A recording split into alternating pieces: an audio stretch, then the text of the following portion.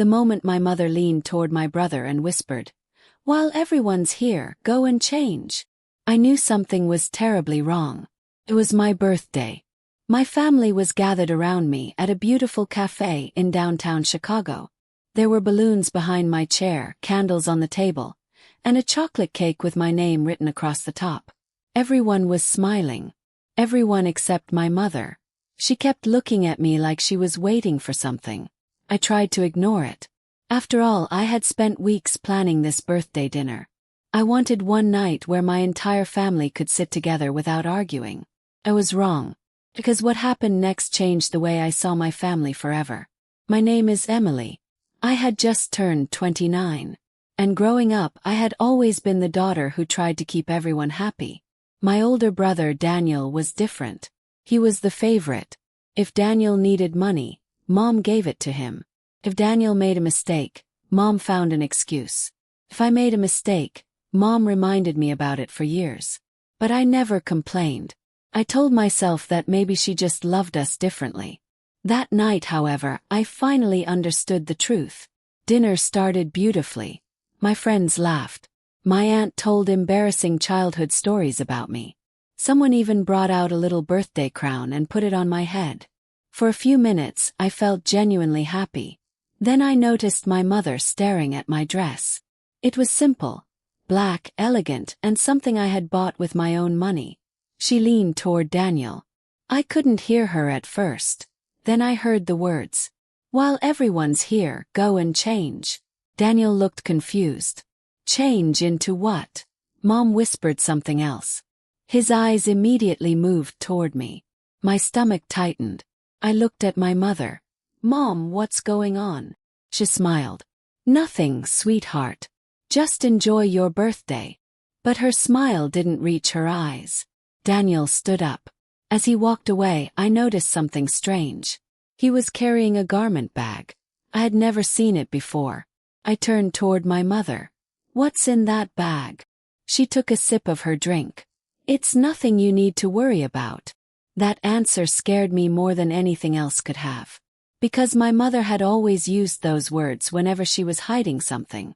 Then my cousin Sarah suddenly leaned toward me. "Emily, did you know about this?" "Know about what?" She looked at my mother.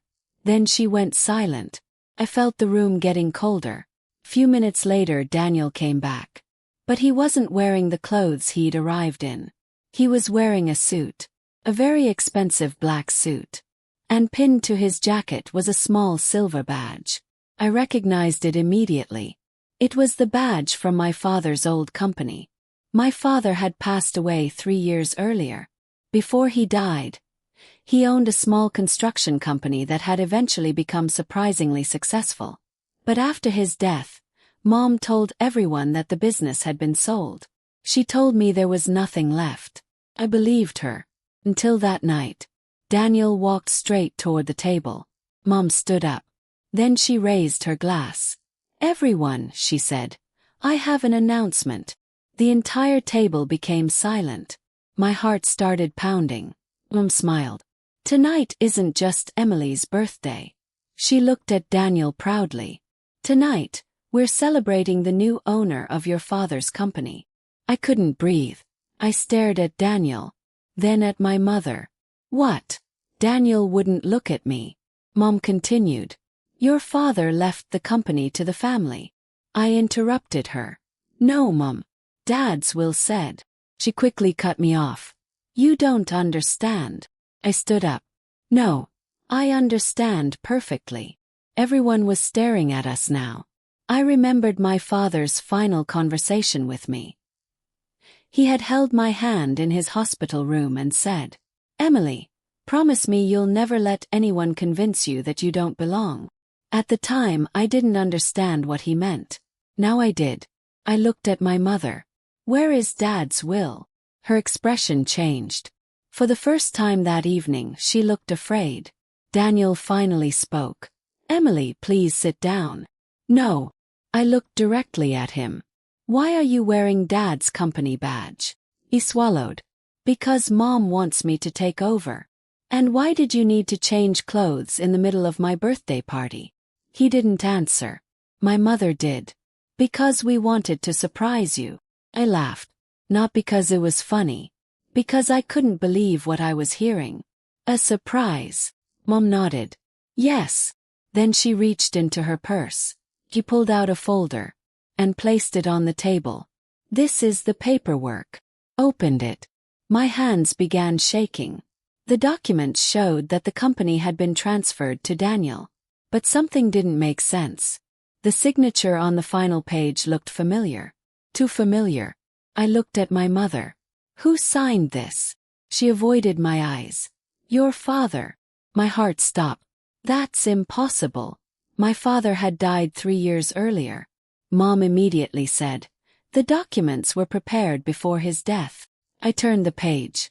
There was a date. The date was 2 months after my father had died. Nobody spoke. I slowly looked around the table. My aunt covered her mouth. Sarah stared at my mother. Daniel looked like he wanted to disappear. I whispered. You forged Dad's signature.